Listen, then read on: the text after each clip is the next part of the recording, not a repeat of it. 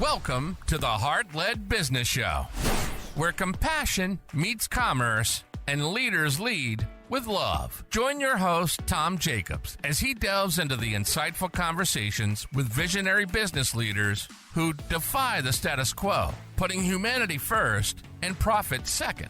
From heartfelt strategies to inspiring stories, this podcast is your compass in the world of conscious capitalism. So buckle up and let your heart guide your business journey. Brace yourselves because striding onto the Heart-Led Business Show stage straight from the serene South Devon is the heroic procrastination slayer, Robin J. Emdon. This mirth-filled maestro of momentum is not just constructing castles in the creative cosmos, but also battling business barricades with his bodacious brand, GetResultsology. Get set for an engaging exploration of his experience exhibiting empathy in entrepreneurship. Robin, welcome to the show. I'm delighted to be here. Thank you for inviting me. It's a great honor. I am really excited to dive into this conversation with you, especially after I was just on your podcast as well. We did that rapid fire 7-minute questioning, which was super fun. And then we got to discussing your book and everything you do. And I was like, you'd be a perfect guest on the show. So I'm really delighted to get into this. But of course, first, I always like to ask, what's your definition of a heart-led business? Yeah, I'm wondering if by the end of the podcast, you might rescind that comment about being the perfect guest, but I'll do my best. So, all right, let's get straight into it. A heart-led business. That is a very interesting way of describing something that I think I've always instinctively understood. I suppose my definition of it is when you put your humanity in front of the strategies by which you live your life. It's always foremost in your mind. And I'm somebody that has always instinctively done that. If I may, I can tell you my background is I grew up in a retail business from a little boy right through to my adulthood. So I was always doing this retail business, and it was a gift shop business in a tourist trap in South Devon in England, a beautiful place, still a place I'm connected with, but I don't have the business anymore. And that was because although I love watching box sets on TV, but one of the things I don't watch is soaps. But I was flicking channels one day, and one of the Australian soaps briefly come up, and this couple were talking, and they were running a little corner shop, and they were saying, the wife was saying, "Well, don't you love me anymore? Why do you want to get on a yacht and sail around the world?" And he said, "Oh, gee, Marlene, of course I love you. I absolutely adore you, but I just can't see myself dying, getting to the pearly gates and saying to myself, oh, gee, Gabriel, I just need one more day in the shop." And then I flicked away, but I was like, whoa, that was me. I hated getting up to work. Although it was a family business and I love my family, I absolutely could not engage with my passion, my heart, with my day-to-day stuff. I was selling tourist souvenirs. The saying I used to say, in Devon, we have a word for tourist. It's actually a term of endearment, but it does sound quite rude. We call them grockles. And the other phrase, which you may or may not have heard of, is when you're selling trash or rubbish, souvenirs, things that are meaningless and worthless, really, they're called grot. And so I used to talk about, I sell the grot to grockles business. My heart was not in that, absolutely not in that. And so in 2001, we sold up and I retrained as a life coach in California and then came back to England to use my skills here.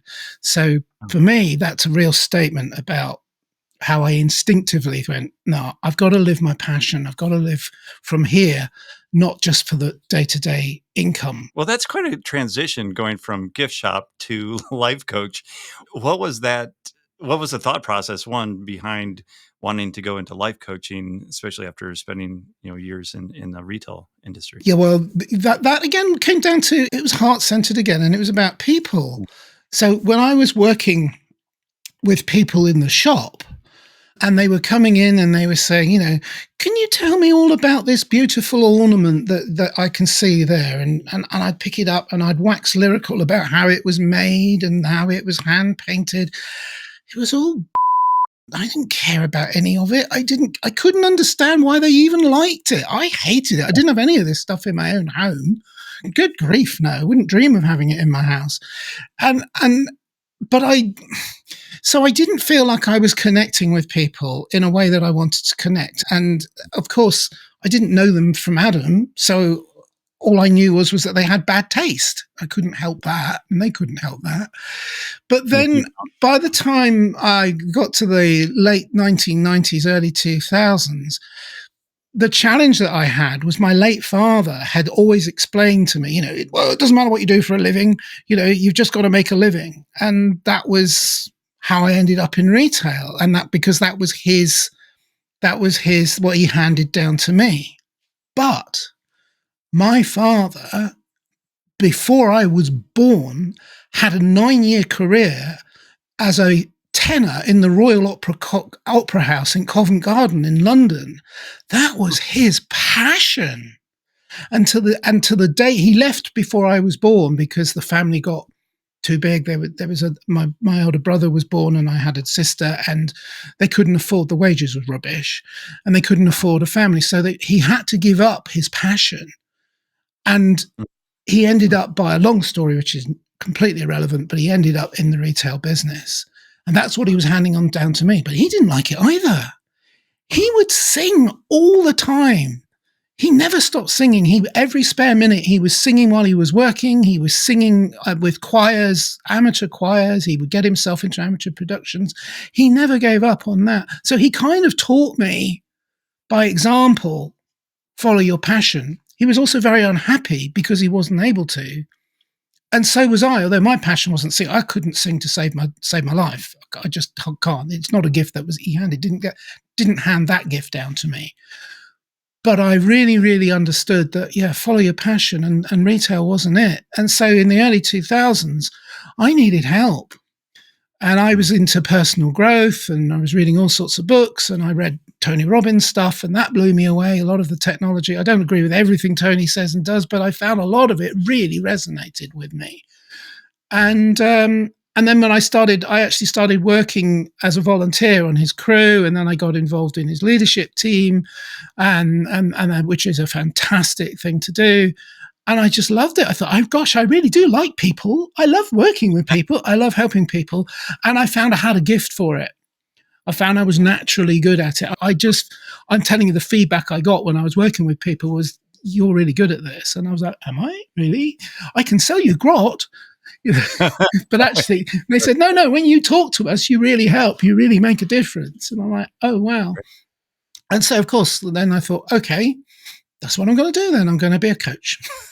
Wow. So what was the transition like, going from after selling the business to then going into life coaching? What was there preparation before you sold? Like what was that transition like for you? That was very much an example of strategy over heart. It was not smooth. I was going through a difficult family time. I'd not long lost my father, and then I had young children, and my marriage was imploding, which is difficult when you're trying to be a coach and you're trying to be, hey, I'm a coach, and you're not really happy in your private life. So I put the coaching down to concentrate on raising my family, to be perfectly blunt. And that's what I did. And so the transition was challenging. But the gifts that I'd got from my father, which was always working for myself, was something that I just instinctively understood.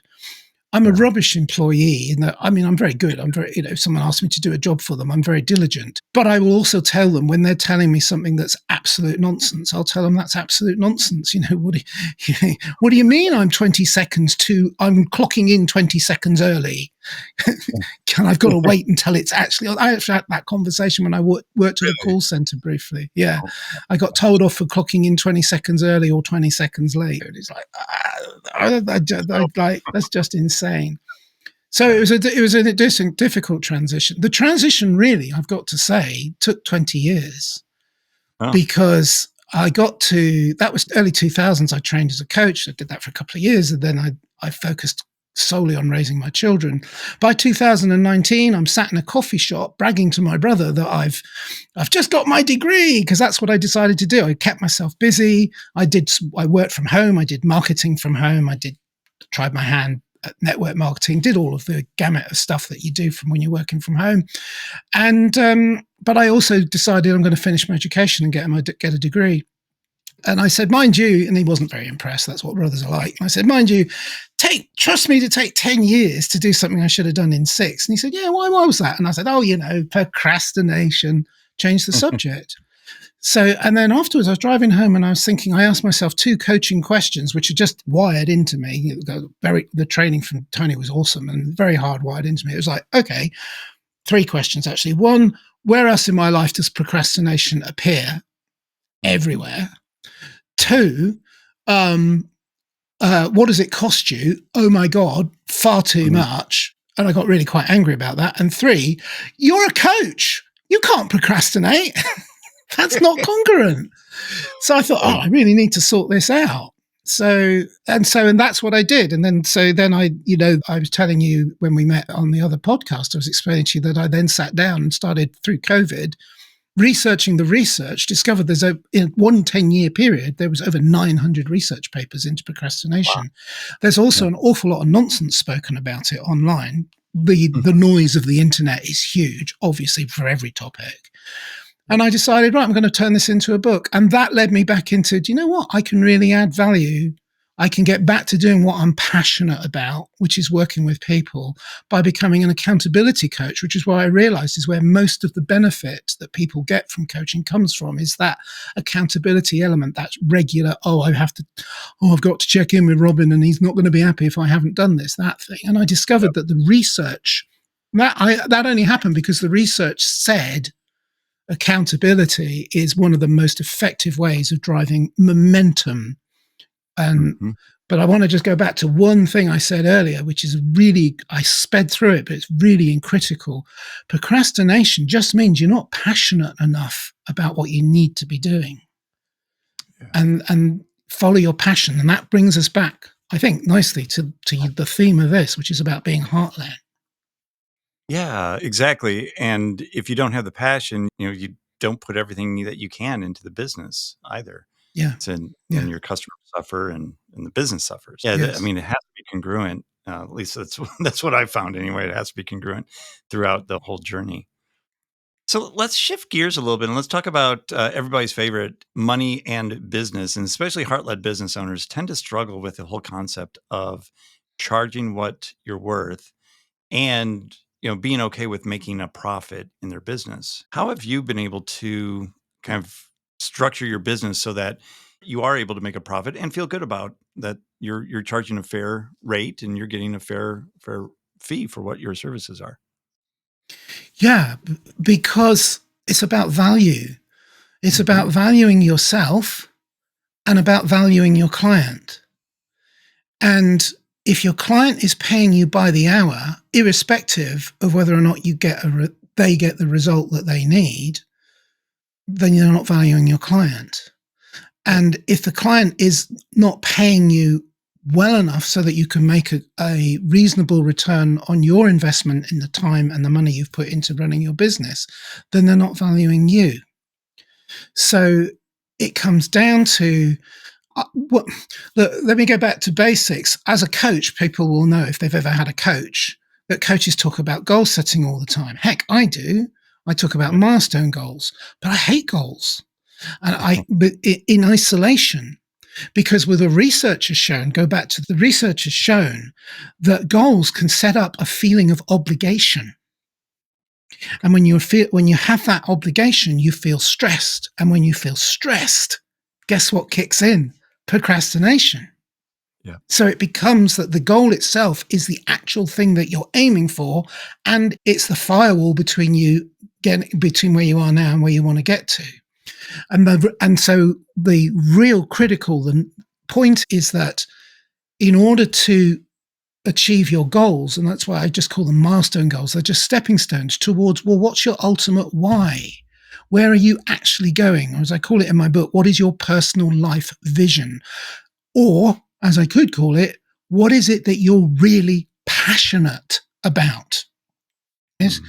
So I don't want to lose sight of the question that you've asked. So what I'm saying is that I always go in with the client and say, so what is your passion? What is your purpose? What is your personal life vision? Where are we going with all this? And what is that worth to you both spiritually and materially, in dollars or pounds, shillings and pence, as we say here in Britain. Although we don't use shillings anymore, but it's an old phrase. Okay, because if you achieving your life purpose, whatever that achievement is, whether it's something you need to get done in a month, in a year, in 10 years, in 15, 20 years, what is that worth to you? And it isn't because I'm saying, okay, so I want a cut, give me my royalty. It's because I'm saying don't undervalue my contribution. Right. And I won't undervalue what you're doing. So charging you by the hour, irrespective of whether or not you get a result, that's just me being paranoid about the fact, I'm scared I won't get paid.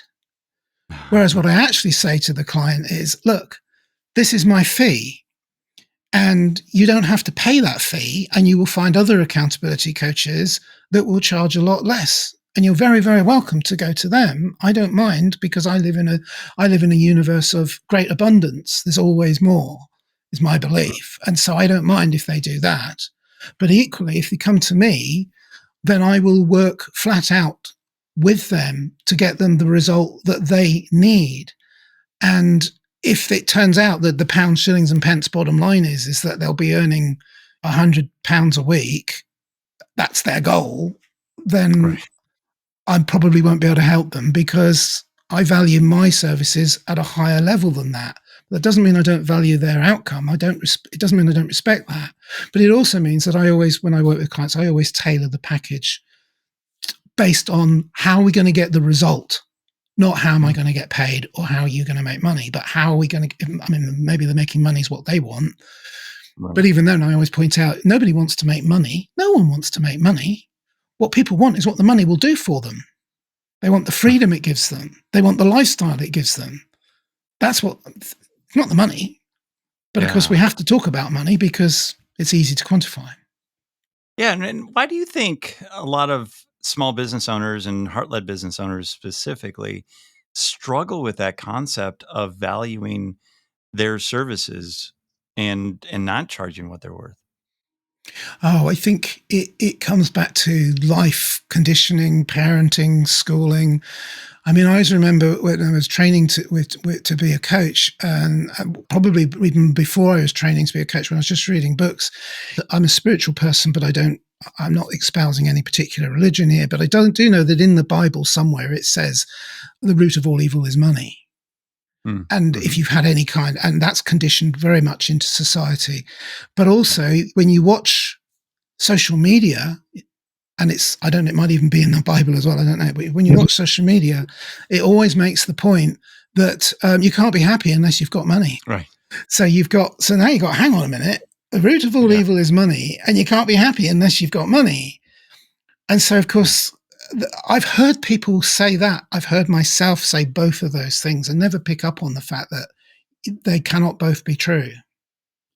And so you're in conflict. This is one of the skills that a coach will go in on is, okay, we need to resolve these conflicts. Because there's a certain amount of therapy there, which coaches don't do. I should stress, coaches don't do therapy.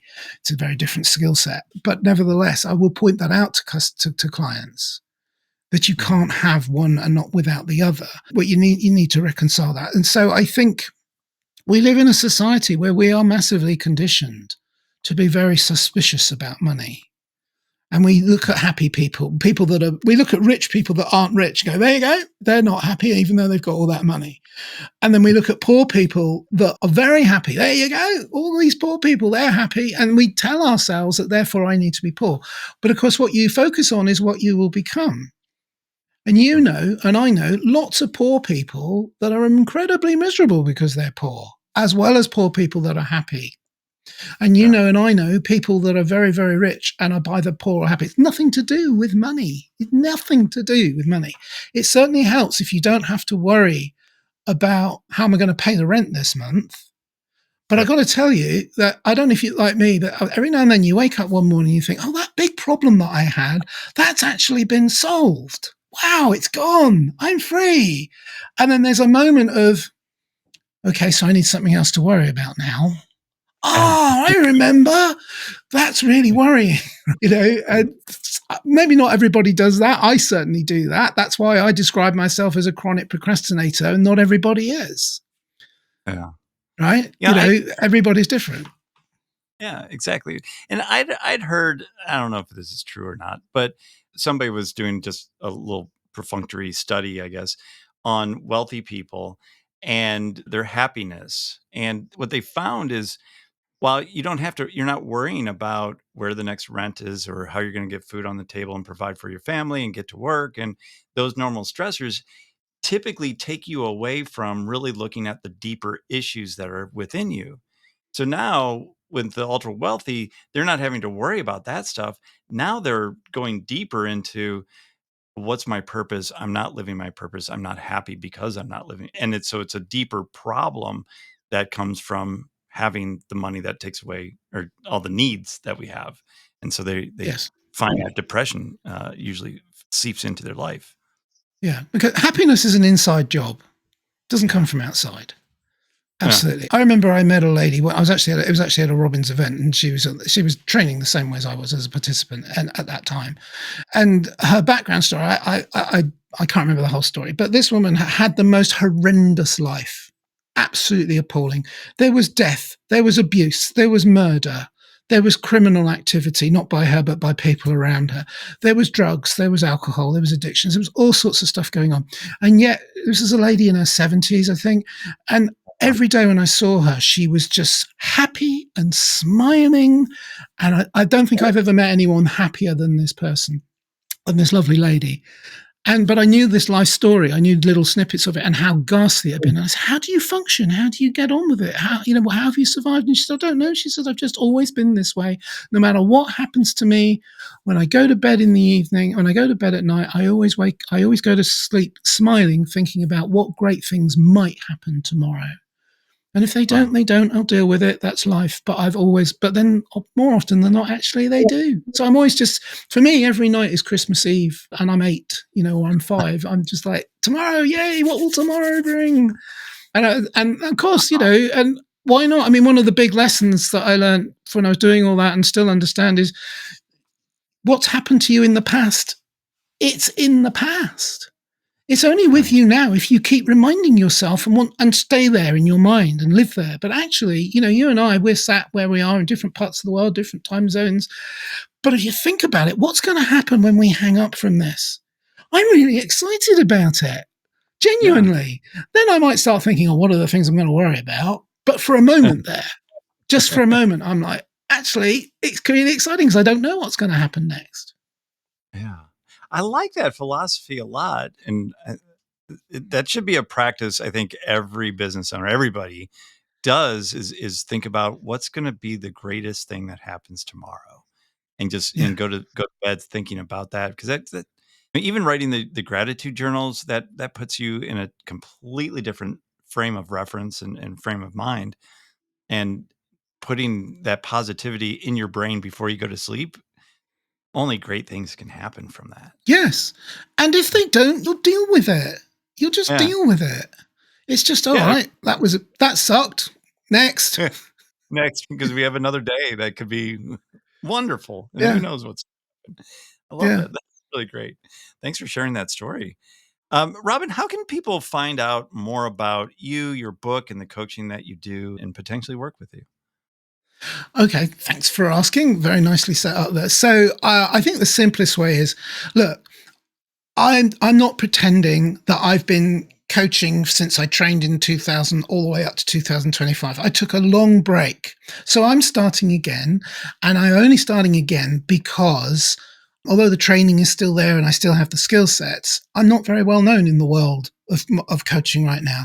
So I sat down to write the book. And at the time when I sat down to write the book, I didn't have any thought about doing the coaching. And as Isaac said, I discovered that, crikey, accountability is something where I can really add value. Coming back to my heart center, I am passionate about helping people or working with people. I don't think people need help. Sometimes they need support, a hand to just guide them. And so I wrote this book, and then I thought, well, how do I get it into people's hands? Well, the first thing is I discovered it's quite easy to publish on Amazon. So I've done that. You can buy it on Amazon if you want to, and you can get yourself, a nice physical copy of the book. And it's genuinely a book. It's not like only 3 pages thick. It's a long book. But what I'm doing right now is I'm giving it away as a PDF, unabridged, to anybody that wants it. Right, the whole book, not just a summary of it. And so if you go to my link, reallyusefultips.com, that's really as in it's a really lovely day today. That's useful as in that's a useful umbrella. And tips as in horse tips. And none of those things go together. And I can't think of a better way of describing it. I'll have to come up with a better one. It's reallyusefultips.com. And that will take you to my website, which is GetResultsology.com. But it'll take you straight to the page where you can download the book with my absolute compliments. And email me, send me a message if you want to. I always read them and I always reply. Awesome. Well, that sounds like a really great gift. So thank you so much for providing that to the audience as well. And thank you so much, Robin, for spending that time with us today and sharing insights into your heart-led business and how you balance making a profit and still being heart-led. I really appreciate you and your time. You're extremely welcome. And thank you for having me on the show. It's been a pleasure. Awesome. And thank you, listeners, and those watching on YouTube. We really do appreciate you dropping by and listening to the show. Make sure that you're checking out everything that Robin is doing. And we're going to provide all of the links into the show notes so you can click and get the copy of his book or send him a message on his website. Just very easily right down there in the show notes. And then while you're down there, there might be a little review button somewhere down there. If you could go ahead and just click that review button, give the show a rating or review, I would really appreciate that. It just spreads the word about the Heart-Led Business Show and helping more heart-led business owners find that profit within them. And until next time, lead with your heart. You've been listening to the Heart-Led Business Show, hosted by Tom Jacobs. Join us next time for another inspiring journey into the heart of business.